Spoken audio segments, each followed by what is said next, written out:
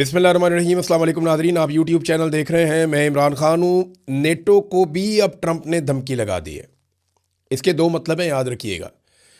Trump ने NATO से कहा कि अगर नेटो ने ईरान के ख़िलाफ़ लड़ाई में अमेरिका का साथ ना दिया या वो इस लड़ाई में हमारे साथ ना उतरे नेटो के मुमालिक, तो फिर नेटो के साथ बहुत बुरा होगा मुस्तकबिल में। ये डोनाल्ड ट्रंप ने कहा। यानी ये साफ धमकी है कि कल को अगर किसी और मुल्क के ऊपर या जो नेटो के मुमालिक मेंबर हैं उनके ऊपर कोई अटैक करता है तो फिर अमेरिका जोर नहीं लगाएगा। एक तो मतलब ये है। दूसरा ये है कि अमेरिका उन्हें धमका रहा है, तजारती लिहाज से भी धमकाता है, टैरिफ लगा के भी धमकाता है, उनकी मईशत को तबाह करके भी धमकाता है, फौजी नुक्ता नज़र से भी धमकाता है। तो एक तो बात यह भी है कि अमेरिका शायद उन्हें धमका रहा है। नेटो को धमकी लगाने का रीज़न क्या है? दो वजूहात हैं। नंबर एक, डोनाल्ड ट्रंप अगर मदद मांग रहा है नेटो के ममालिक से तो इसका मतलब है कि ईरान डोनाल्ड ट्रंप के काबू नहीं आया। सादी बात यह है ना, जब दो लोग लड़ रहे हो आपस में और एक आदमी मदद के लिए पुकारे कि आओ मेरी मदद करो, तो इसका मतलब क्या है कि जो दूसरा शख्स है वो उसके काबू नहीं आ रहा। अगर इस वक्त अमेरिका को नेटो की ज़रूरत है तो फिर इसका सादा मतलब यह है कि ईरान अमेरिका के कंट्रोल से बाहर है।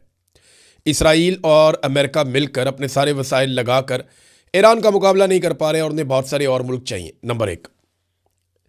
इसका एक और मतलब भी है, और वो सादा मतलब ये है कि नेटो भी अब डोनाल्ड ट्रंप के कंट्रोल में नहीं है। नेटो जो हमेशा से अमेरिका की जेब में पड़ा हुआ था, उसकी मुट्ठी में बंद रहता है नेटो हमेशा, तो अब नेटो के ममालिक घास नहीं डाल रहे। हत्ता कि अमेरिका के साथ बड़े अच्छे ताल्लुकात जिन ममालिक के हैं, अमेरिका ने 5 बड़े मुल्कों को आवाज़ दी, नाम लेकर उनसे मदद मांगी।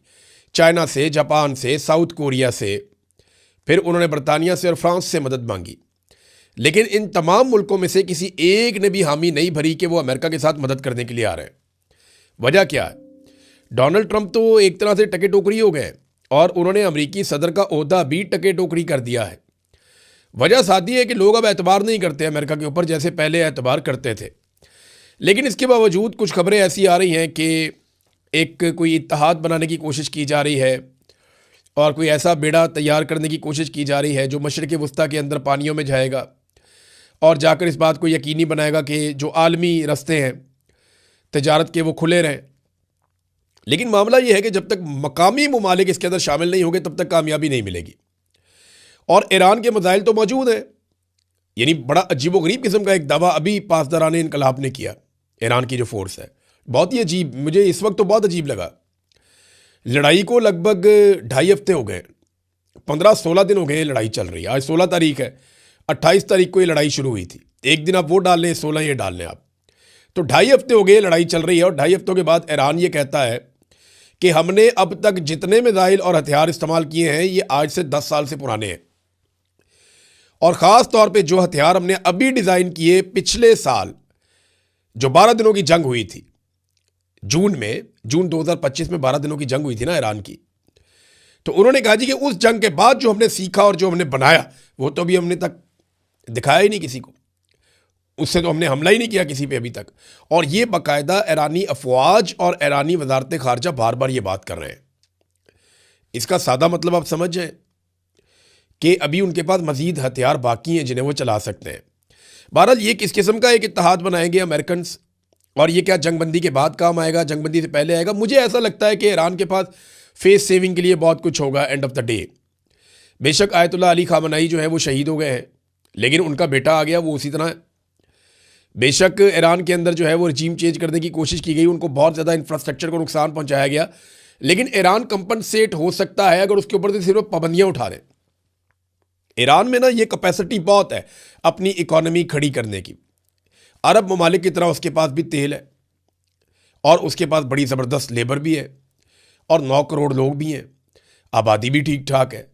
तो ईरान अपने आप को वापस खड़ा कर सकता है इस सूरत में कि उसके ऊपर से पाबंदियाँ हट जाएं।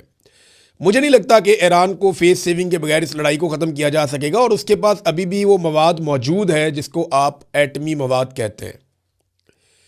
ये ईरानी हुकूमत, ईरानी वज़रा खुद कहते हैं हमारे पास 450 किलो यूरेनियम मौजूद है, जो 60% तक उसको हमने तैयार किया हुआ है। और जो बैनुल-अक़वामी तख़मीने वो ये कहते हैं कि 10 दिन अगर ईरान और काम करे तो वो एटमी धमाका कर सकता है, एटमी तजुर्बा कर सकता है। ये आलमी सतह पे मानी हुई एक हकीकत है।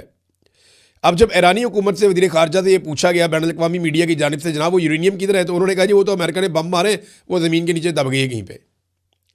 कितना आसान कर दिया डोनाल्ड ट्रंप ने उनके लिए। ये B-52 बॉम्बर्स लेकर आए थे पिछली मरतबा जून में, डोनाल्ड ट्रंप ने बमबारी की और ये कहा कि जनाब हमने यूरेनियम का जो ज़ख़ीरा है जहाँ पे इनका है वो हमने सारे बंकर तबाह कर दिए और सारी सुरंगें बंद कर दी हैं। तो उन्होंने भी यही कहा ईरान ने, उन्होंने कहा जी बिल्कुल वो ऐसे ही ठीक कह रहे थे डोनाल्ड ट्रंप के खाते डाल दिया कि इन्होंने बमबारी की, वो नीचे दब गया। ये अब ईरान ने कह दिया। इससे पहले याद रखिएगा कि पुतिन ने एक ऑफ़र की थी डोनाल्ड ट्रंप को कि मैं ये जो एटमी मवाद मौजूद है ईरान के अंदर, ये मैं अपने मुल्क में ले जाता हूँ, यूरेनियम वहाँ ले जाता हूँ और चीज़ें कंट्रोल हो जाएंगी, लेकिन अमेरिका ने इसे मुस्तरद कर दिया था। अब नाज़रीन, अमेरिका की बात मानी नहीं जा रही और दूसरी जानिब ईरान अटैक पे अटैक कर रहा है। ईरान ने 50 से ज़्यादा हमले कर दिए हैं इसराइल के ऊपर, यानी 54-55 लहरें उनकी मिसाइलों की जा चुकी हैं। जबकि जो इसराइल के अंदर से एक रिपोर्ट आई है ना, वो बड़ी खौफनाक है। वो रिपोर्ट ये बताती है कि गुज़िश्ता 24-36 घंटों में बहुत ज़्यादा अटैक हुआ, यानी हफ्ते की रात लगभग 12 बजे के बाद से लेकर एतवार की रात तक की जो रिपोर्ट है वो ये बताती है कि हर 90 मिनट के बाद ईरान ने मिसाइल दागे हैं, एक नई लहर दागी है इसराइल के ऊपर और उन्होंने बड़ी तबाही फेरी है इसराइल के अंदर। ख़ास तौर पे जो क्लस्टर बम है उन्होंने जगह जगह पे आग लगाई हुई है और बहुत सारे एरियाज़ को तबाह किया है। ये इसराइली चैनल 12 के मुताबिक गुज़िश्ता रात हफ्ते की रात से लेकर एतवार की रात तक हर 90 मिनट के बाद बमबारी हुई है, ये इसराइली चैनल कह रहा है। और वो ये कह रहे हैं कि लगातार ये बमबारी हो रही है, इस बमबारी को नहीं रोका जा रहा। जबकि दूसरी जानिब ईरान ने एक और धमकी भी दी है, बल्कि एक वार्निंग दी है और कुछ इलाके खाली करने के लिए कहा है। ईरान ने कुछ तस्वीर और सबूत पेश किए हैं कि ईरान के ऊपर जो अटैक हो रहे हैं वो खलीजी ममालिक में अमरीकी अड्डों से हो रहे हैं, लिहाजा इसलिए यहाँ पे अड्डों में जवाबी हमला करना ज़रूरी है। लेकिन साथ ही ईरान ने यह कहा कि फ़ौजी मकामात के अलावा जहाँ पे कोई अटैक हो रहे हैं या किसी तनसीब के ऊपर अटैक हुआ तो वो हमने नहीं किया, वो अमेरिका या इसराइल कर सकते हैं ताकि अरब ममालिक ईरान के साथ लड़ पड़ें। लेकिन अरब ममालिक ने कमाल सब्र का मुजाहरा किया है और उन्होंने इस लड़ाई से जितना हो सका वो उन्होंने गुरेज किया है। एक और बड़ी खबर यह है कि ईरान में लगभग 500 के करीब जासूस पकड़े गए हैं। बहुत सारे गद्दार पहले भी थे ईरान में, अभी भी बहुत सारे गद्दार हैं। ये प्रॉब्लम रहती है गरीब मुल्कों के अंदर, वहाँ पे गद्दार बड़े आराम से मिल जाते हैं। तो यहाँ पे ईरान में जो गद्दार मिले हैं वो 500 के करीब बताए गए हैं। और ये खबर दी है पुलिस चीफ ने। उन्होंने एतवार वाले दिन बताया कि अमेरिका और इसराइल की फ़िज़ाई बमबारी के दौरान दुश्मनों को मालूमात फराहम करने के इल्ज़ाम में 500 अफराद को गिरफ़्तार किया गया है। इनमें लगभग आधे अफराद वो हैं जो सरकारी ओहदों के ऊपर बैठे हुए थे और गिरफ़्तार किए गए बाद मुश्तबा अफराद पर मुबैना तौर पर हमलों के अहदाफ की निशानदही या हमलों के मकामात की फ़िल्मबंदी के फुटेज दुश्मनों तक पहुँचाने के इल्ज़ामात भी हैं। ईरान ने दुबई और दोहा के हवाले से कुछ वार्निंग जारी की है और कुछ इलाकों की निशानदही की है। इस निशानदही में ईरान ने कहा है कि जनाब यहाँ से जो मकामी लोग हैं वो निकल जाएं, क्योंकि उनकी इत्तला के मुताबिक यहाँ पे अमरीकी फ़ौजी छुपे हुए हैं और वो अमरीकी फ़ौजियों पे अटैक करना चाहते हैं। अब वहाँ खलबली मच गई है, लोग वहाँ पे आपको पता है कि उजलत के अंदर निकलेंगे। जब इस किस्म की वार्निंग जारी की जाएगी तो ऐसे ही होगा।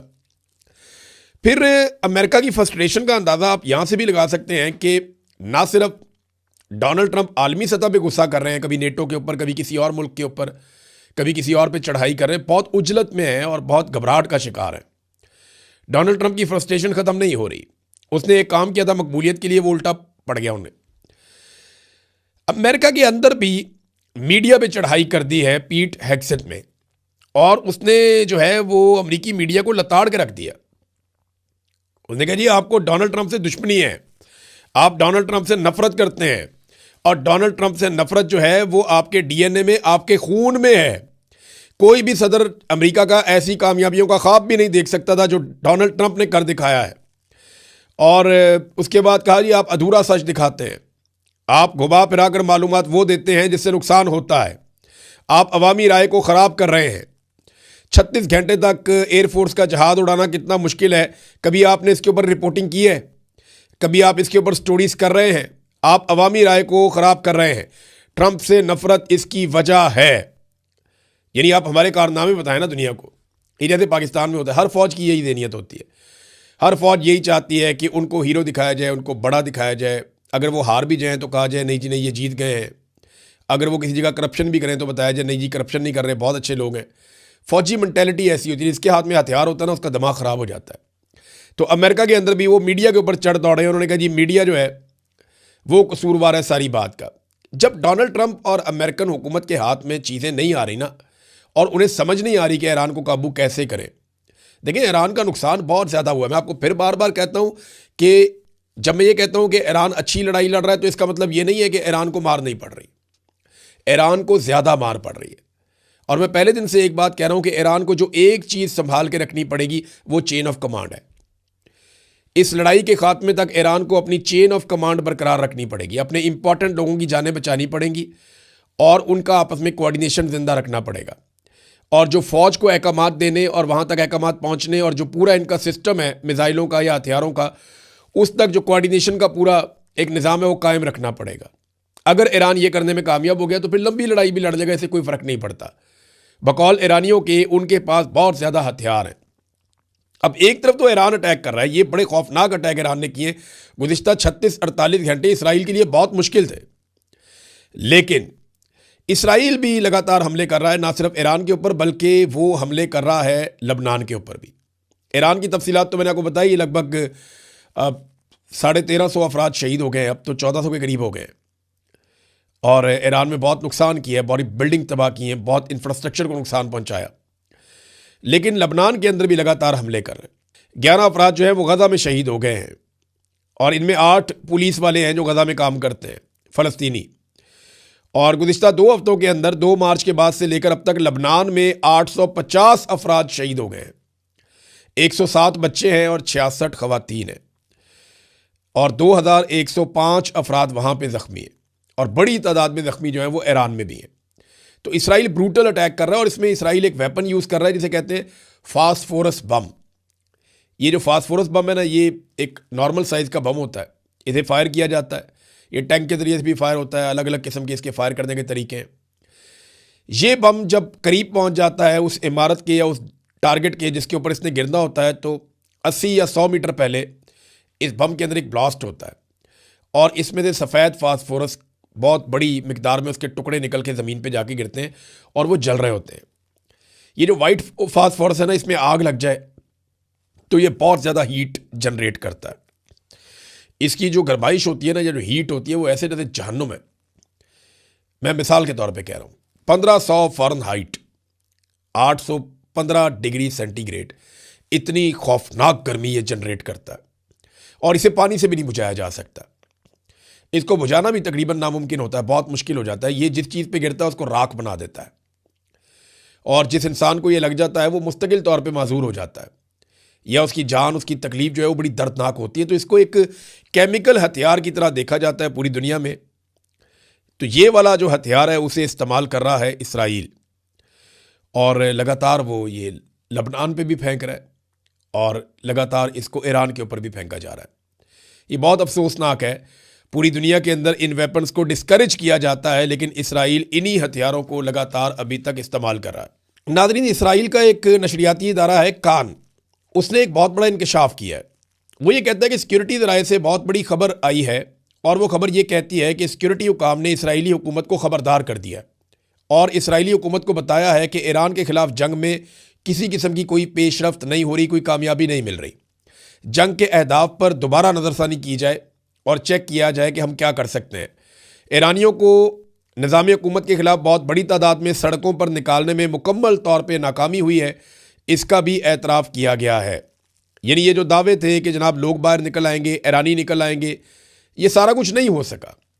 अमेरिका के एक सेनेटर हैं बर्नी सैंडर्स, इनका ज़रा आप स्टेटमेंट देखें, इन्होंने जो बयान दिया है वो अमेरिका के लिए एक आईना दिखाने के मुतरादिफ है। इन्होंने कहा कि नेतन्याहू ने ट्रंप को इस हौलनाक और गैर मकबूल जंग में धकेला है, यानी फंसा दिया नेतन्याहू ने और एक दलदल में। अब उसे समझ नहीं आ रहा कि इससे बाहर कैसे निकलना है। और वो बताते हैं कि बड़ी तादाद में ईरानी शहीद हो गए हैं, हलाक हो गए हैं, वो तो लिख रहे हैं, और 13 अमरीकी फ़ौजी मारे गए हैं। 12 दिनों में लगभग $16.5 अरब का जो है वो नुकसान हो गया है। और 32 लाख ईरानी बेघर हो चुके हैं और 773 लबनान में लोग जाँ बहक हो चुके हैं, जबकि ईरानी 10,000 से ज़ायद ज़ख्मी हैं और इसके बावजूद हासिल कुछ नहीं हुआ।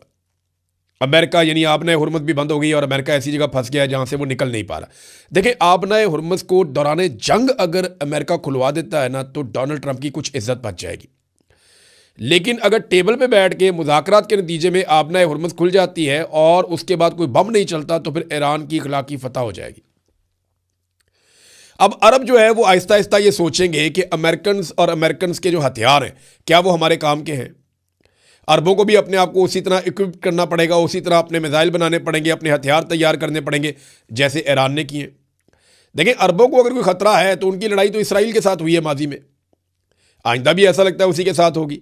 और इसराइल जिसको नाकाबिले तस्खीर समझा जाता था वो पोल खुल गया, सारा झाका खुल गया, सबको पता चल गया कि ये तो मिथी टूट गई इसराइल की आयरन डूम की।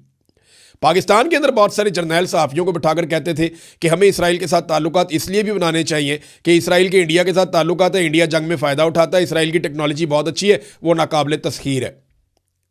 और इस वक्त इसराइली शहर जो है वो जगह जगह पे मलबा पड़ा हुआ है जंग का, बहुत तबाही फिरी है। नेतन्याहू सामने नहीं आ पा रहा, छुपा हुआ है, मंजर आम पे आने से डर रहा है कि सामने आया, किसी जगह पे पब्लिक में आया तो पता चल जाएगा ये कहाँ पे है, उसके ऊपर अटैक हो सकता है और पता नहीं वो अपने मुल्क में है भी या नहीं है।